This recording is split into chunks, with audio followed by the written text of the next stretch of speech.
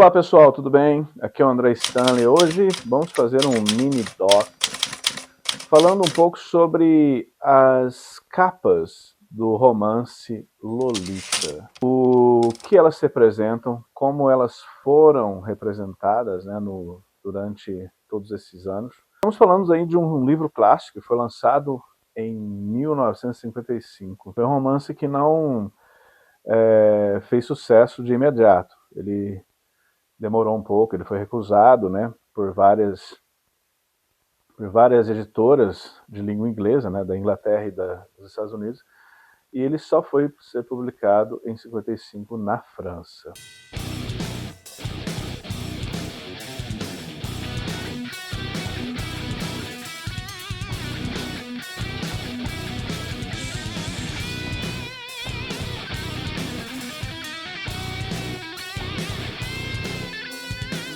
Existe algo curioso sobre certos livros clássicos. Mesmo pessoas que nunca os leram tendem a achar que sabem do que se tratam. Poucas obras exemplificam tão bem isso quanto Lolita, de Vladimir Nabokov. Sim, o polêmico Lolita do Vladimir Nabokov. Quando você pensa em Lolita, provavelmente você pensa em óculos escuros, em formato de coração, pirulito, uma jovem, uma adolescente sedutora. Mas existe um detalhe perturbador nessa imagem, galera. Ela não nasceu no texto de Nabokov. Vamos falar sobre isso. Na verdade, durante décadas, capas, filmes e campanhas publicitárias ajudaram a transformar uma história de abuso e manipulação e obsessão em uma fantasia erótica esteticamente suportável dentro da cultura pop. E talvez a maior ironia seja que o próprio autor ele tentou suavizar as representações gráficas desse seu livro enquanto ele tinha controle sobre ele. Mas todo produto cultural, ao se tornar uma mercadoria precificada, ele deixa de ser apenas uma obra e passa a disputar espaço nas estratégias de mercado, e o autor pode fazer pouco ou nada em relação a isso.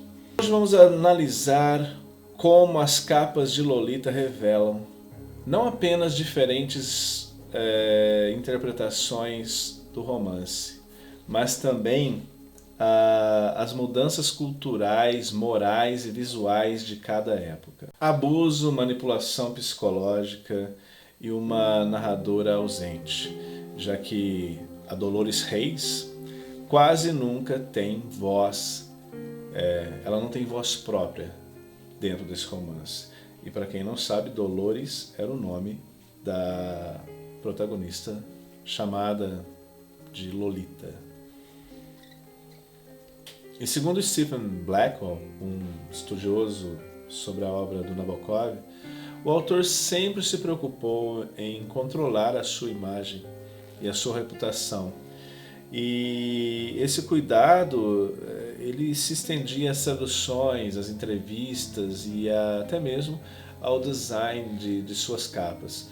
Sobre a capa de Lolita, especificamente, ele escreveu uma vez uma carta para o seu editor nos Estados Unidos.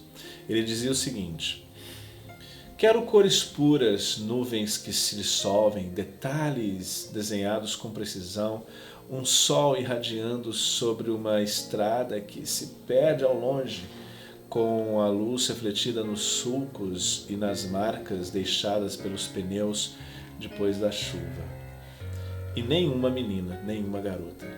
Então, galera, usando a tecnologia que temos hoje, né, como o ChatGPT e outros aplicativos, só vamos fazer uma experiência aqui usando esse prompt, né, que o Vladimir Nabokov nos deixou, como ele gostaria que fosse a capa do seu romance Lolita, né? Então a gente vai pegar exatamente o prompt, né, que ele já nos deixou. Vou colocar aqui, ó. Esse aqui é o artigo onde tem essa frase, né? Eu vou pegar já direto em inglês, ó, copiar. E vou abrir aqui agora o Chat GPT, né?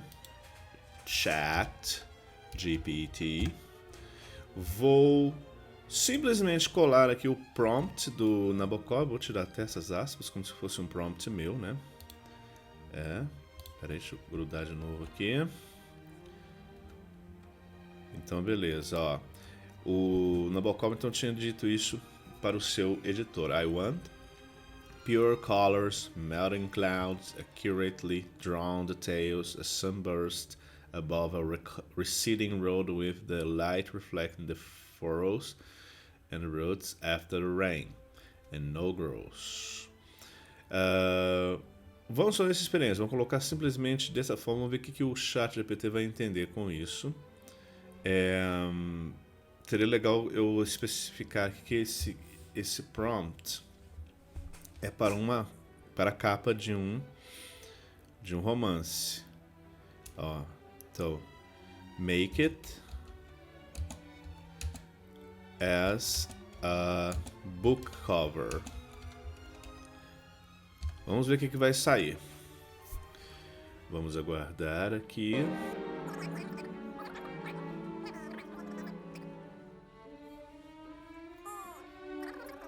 Galera, O Caminho de Volta. Não.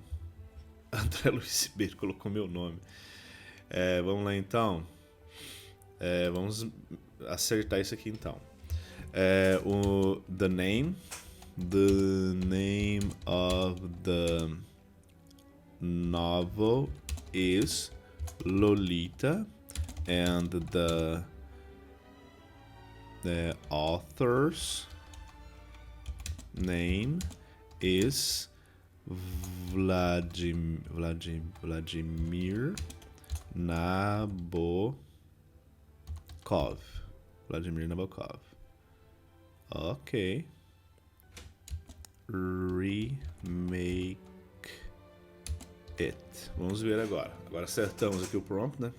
Colocamos o nome do autor e o nome do livro, né? Porque o ChatGPT, como eu entrei com a minha conta, ele pensou que era eu. E ele até sugeriu um nome. Olha aqui, O Caminho de Volta. Parece uma capa de livro livro evangélico, né, gente? Mas ficou bonito, né?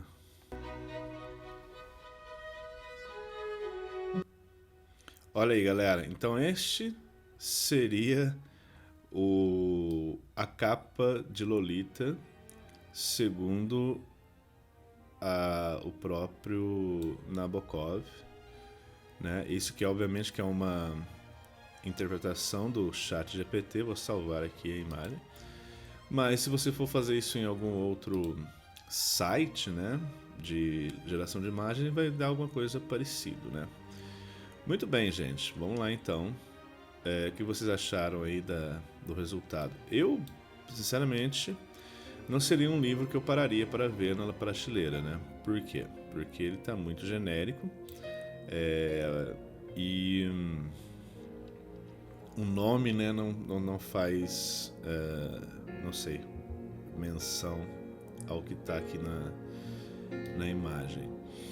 Mas seria interessante alguém lançar alguma editora fazer uma capa baseado nisso. A primeira edição publicada pela editora parisiense Olympia Press, a capa era de um verde musgo e até bem triste, como um livro de viagem que era publicado naquela época, né, na década de 50. Nada de meninas sedutoras, nada de erotização. Alguns fatores levaram Nabokov a publicar Lolita fora dos Estados Unidos. Ele publicou na França. Primeira coisa, né, que levou a isso foi o receio do próprio autor de ser censurado, né? Houve também algumas recusas de várias editoras dos Estados Unidos e da Inglaterra. E a editora francesa Olympia Press, que apesar de não ser muito proeminente no mercado internacional, já tinha um histórico de lançar obras ou livros não tão convencionais, vamos dizer assim. Com o lançamento do romance nos Estados Unidos em 1958, ele logo se tornou campeão de vendas e conforme o livro se tornava famoso internacionalmente, várias editoras de vários países começaram a reinterpretar Lolita visualmente. E aqui que as coisas ficam interessantes. Muitas capas produzidas para diversos países ignoravam completamente o fato de a Lolita ser uma criança. Em várias edições dos anos 60 e até mesmo ali do finalzinho dos anos 50 ainda, ela aparece como uma adulta sensual, às vezes nua, muitas vezes. Às vezes em poses eróticas. Algumas capas dialogavam mais com a linguagem visual das revistas eróticas do que com a de edições de prestígio literário. Isso revela algo importante sobre a cultura da época. Talvez fosse mais confortável transformar a Lolita em uma femme fatale, uma mulher adulta e sensual, do que confrontar o aspecto perturbador da história. Porque se ela parece adulta, o leitor pode fingir que não existe violência naquela relação. Já pensaram sobre isso? Em outras palavras, as capas não apenas ilustravam o livro. Na verdade, as capas não só reinterpretam, como também elas participam das condições históricas da sua época e das leituras que se fazem desse livro. Isso não ocorre por acaso, galera. As capas de Lolita não constituem simples elementos gráficos destinados à comercialização do romance. Elas funcionam como representações culturais que orientam a leitura antes mesmo do primeiro contato do leitor com o texto. Cada escolha, cada escolha editorial, cores, imagens e enquadramento, fotografia, cada composição visual, ela participa da construção de uma determinada interpretação da obra. O crítico literário Gerhard Renet, ao desenvolver a teoria dos paratextos, ele escreveu o seguinte: o paratexto é aquilo que permite que um texto se torne um livro e seja oferecido aos seus leitores. Em outras palavras, antes mesmo da primeira página, a capa já começa a contar uma história. E no caso de Lolita, essa história muitas vezes colocava Dolores Reis em um papel que o romance jamais atribuiu. De alguma forma, o paratexto aqui serve para suavizar o desconforto moral do romance.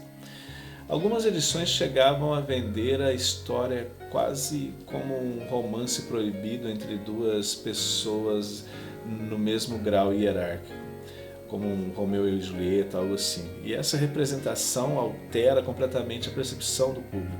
O historiador Roger Chartier afirma que as representações não existem isoladamente, elas fazem parte das relações sociais e das disputas simbólicas de cada época. Assim, diferentes grupos produzem formas distintas de representar um mesmo objeto, e essas representações competem entre si na tentativa de definir aquilo que será socialmente reconhecido como legítimo ou aceitável.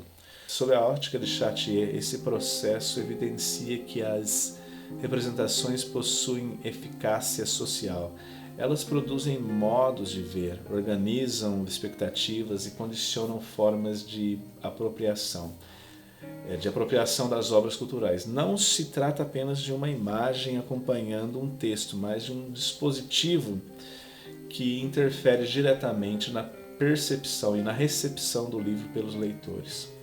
A própria imagem da Lolita sedutora começou a existir independentemente do livro. E isso vai ao encontro de um conceito historiográfico muito caro à história cultural, a apropriação. Os leitores não recebem os objetos culturais de maneira passiva, eles os interpretam segundo códigos culturais próprios da sua época e da sua região. Eles são influenciados pelas representações disponíveis em seu contexto histórico. Assim, as sucessivas capas de Lolita contribuíram para formar uma memória coletiva da obra, muitas vezes dissociada da narrativa construída pelo autor.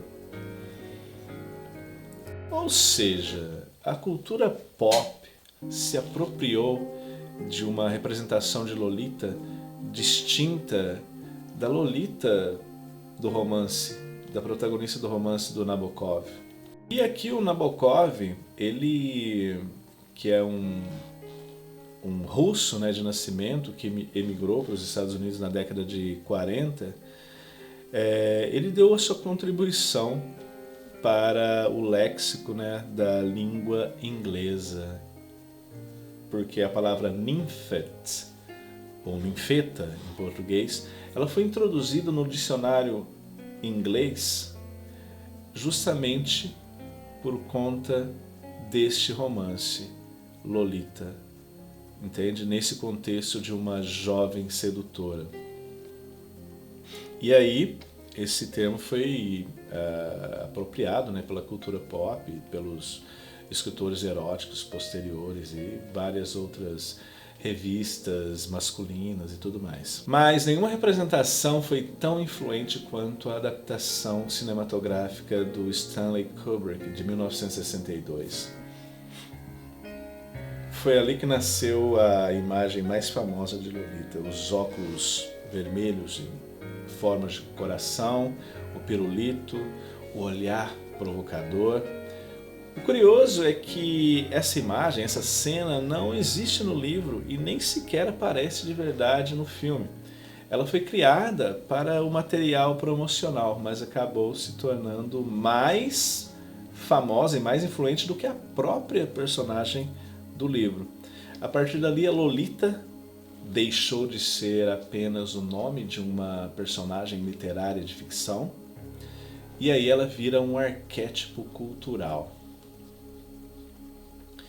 A adolescente precoce, a jovem sedutora, a tentação proibida, demonstrando como uma representação pode ultrapassar a sua origem e reorganizar o imaginário coletivo. Isso teve consequências profundas. Durante décadas, o imaginário popular passou a enxergar a história pela ótica, né, do Humbert, que é o abusador. Ou seja, toda representação envolve relações de poder. Não existe representação inocente. Escolher o que mostrar, ocultar ou enfatizar significa produzir determinada leitura da realidade. As capas que sexualizaram Dolores Haze privilegiaram o olhar de Humbert e marginalizaram a condição de vítima da personagem.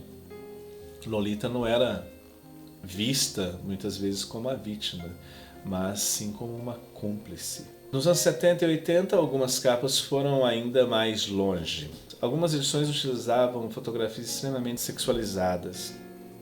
Em alguns casos, as modelos pareciam explicitamente juvenis, em outros até mais velhas. Hoje, muitas dessas capas provavelmente seriam rejeitadas de primeira pelas grandes editoras, mas naquela época existia uma relação diferente entre cultura pop, erotização e provocação visual. Muitas vezes eles viam isso como uma provocação apenas. Era a época da contracultura e tudo mais. Um exemplo curioso, galera, já na década de 70, que eu usaria como comparação, é o álbum Virgin Killer da banda alemã Scorpions, né? A capa original, lançada lá em 1976, ela mostrava uma adolescente nua. E em vários países ela precisou ser modificada, ser mudada para uma capa com a foto da banda, por conta da censura, né? Mas na Alemanha ela foi aceita normalmente. Isso revela que cada projeto gráfico revela valores morais concepções sobre o que é infância, sexualidade, censura, mercado editorial e consumo cultural vigente em seu contexto de produção. Em outras palavras, a aceitabilidade dessas imagens varia de acordo com o período histórico, com a cultura, com o território geográfico. As capas de Lolita acompanharam exatamente essas mudanças culturais. O livro permanecia o mesmo, mas o olhar da sociedade sobre ele mudava constantemente. Nos anos 2000, algo começou a mudar, com debates mais amplos sobre abuso, consentimento e representação feminina. As capas de Lolita ficaram menos explícitas. Muitas abandonaram completamente a imagem da adolescente sedutora, né, ou os objetos que tinham algum teor sexual e sensual, e passaram a usar símbolos abstratos. Outras mostravam apenas a foto do autor.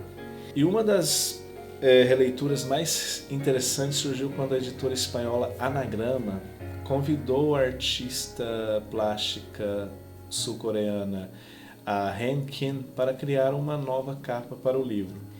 A imagem mostra uma menina sendo atravessada por uma chave de dar corda, sabe? Igual aquelas bailarinas que você dá corda e ela começa a dançar. Então, é uma representação dolorosa. A menina parece um brinquedo manipulado. Pela primeira vez, então, muitas pessoas enxergaram visualmente aquilo que o romance sempre teve de perturbador: uma criança presa à narrativa de um adulto abusivo.